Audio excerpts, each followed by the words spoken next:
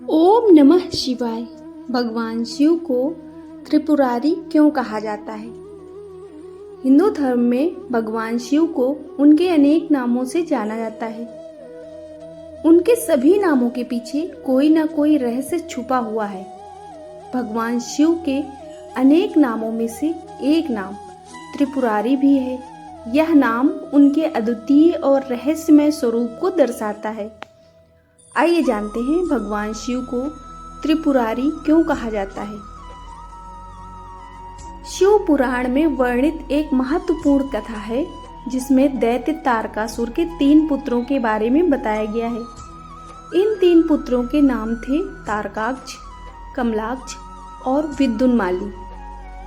ये तीनों अत्यंत बलशाली और पराक्रमी थे। तारकासुर के अत्याचार के कारण जब भगवान शिव के बड़े पुत्र कार्तिकेय देव ने तारकासुर का वध कर दिया तो उसके पुत्रों को अपने पिता की मृत्यु का बहुत शोक हुआ।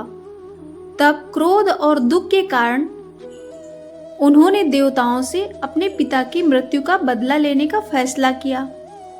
तब उन्होंने कठोर तपस्या कर भगवान ब्रह्मा को प्रसन्न किया और उनसे वरदान मांगा कि आप हमारे लिए 3 ऐसे नगरों का निर्माण करवाइए कि हम इन नगरों में बैठकर सारी पृथ्वी पर आकाश मार्ग से घूमते रहें और 1000 साल बाद जब हम एक ही जगह पर आ मिलें, उस समय जब हमारे तीनों नगर मिलकर एक हो जाएं, तो जो देवता उन्हें एक ही बाण से नष्ट कर सके वही हमारी मृत्यु का कारण बने। इसके अलावा कोई हमें मार ना पाए। तब ब्रह्मा जी ने उन्हें ये वरदान दे दिया। ब्रह्मा जी के कहने पर मैदानों ने उनके लिए 3 अद्भुत नगरों का निर्माण कर दिया।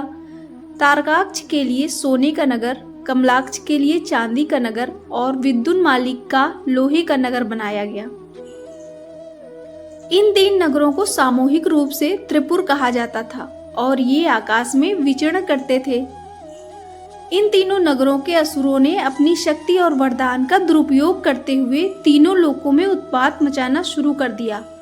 उनके अत्याचारों से त्रस्त होकर देवताओं ने भगवान ब्रह्मा, भगवान विष्णु और भगवान शिव से सहायता की प्रार्थना की। ब्रह्मा जी ने देवताओं को बताया कि वे स्वयं इस समस्या का समाधान नहीं कर सकते, क्योंकि उन्होंने तारकाक्ष, कमलाक्ष और विद्युन्माली को वरदान दिया था। इसके बाद सभी देवता भगवान शिव के पास गए और उनसे सहायता की प्रार्थना की।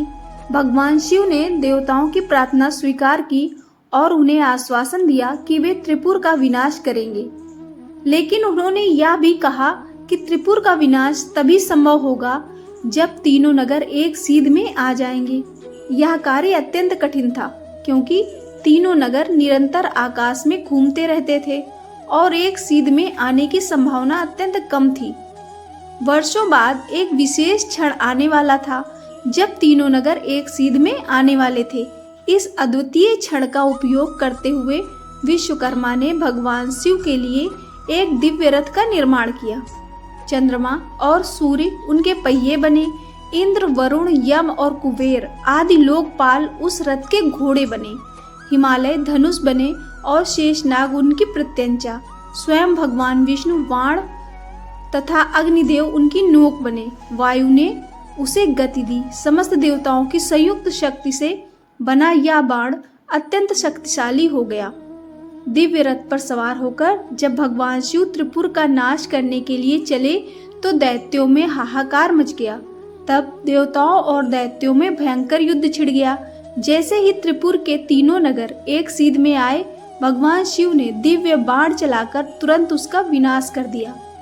त्रिपुर का नाश होते ही सभी देवता भगवान शिव का जय जयकार करने लगे। इस प्रकार भगवान शिव ने त्रिपुर का नाश किया और त्रिपुरारी कहलाए, जिसका अर्थ होता है त्रिपुर का विनाशक। आपको यह जानकारी और कथा पसंद आई हो तो वीडियो को लाइक, शेयर और चैनल को सब्सक्राइब करें। धन्यवाद।